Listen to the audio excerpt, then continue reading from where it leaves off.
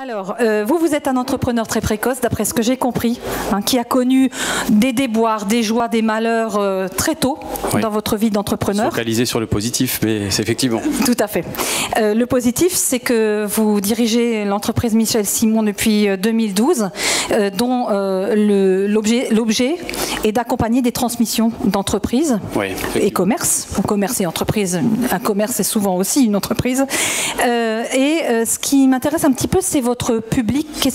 Que développez-vous comme public?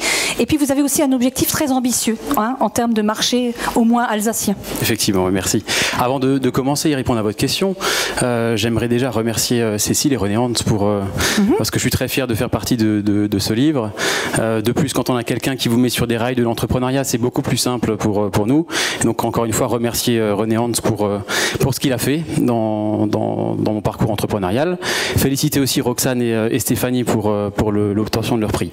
Alors pour répondre à la question, aujourd'hui mon métier est depuis à peu près fin 2012, c'est d'accompagner des personnes qui souhaitent acheter ou reprendre une entreprise. Donc je suis constamment en contact avec des gens qui veulent entreprendre.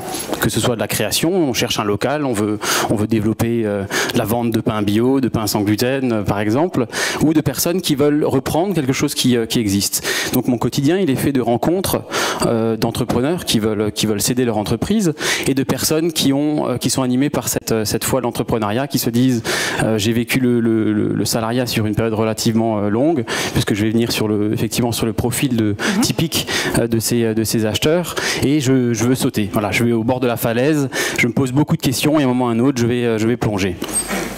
Donc pour parler du profil, effectivement, puisque c'est la question et que je sais qu'on est rythmé par le temps, j'ai beaucoup de personnes qui ont 45, 50 ans, qui ont derrière eux une trentaine d'années de salariat et qui se disent maintenant je pense avoir cumulé les compétences nécessaires à faire le grand pas. Et donc ils font partie, voilà, ils vont regarder l'intégralité des intervenants sur le marché de la transmission, de la création, la CCI, les banques, les experts comptables et nous, Michel Simon, avec d'autres confrères qui travaillent sur le marché.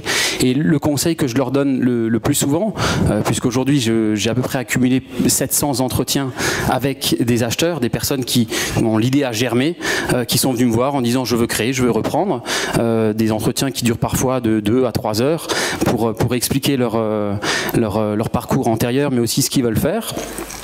Le meilleur conseil pour l'instant que j'ai à donner, c'est entourez-vous de conseils, des experts comptables, des avocats, mais ne réfléchissez pas trop. Si vous sentez la chose, foncez, parce que c'est aussi ça l'entrepreneuriat, c'est un petit grain de folie où à l'instant T on ne mesure pas les risques et au bout de quelques années on peut regarder le parcours entrepris, tout ce qui était parcouru et être fier de cela.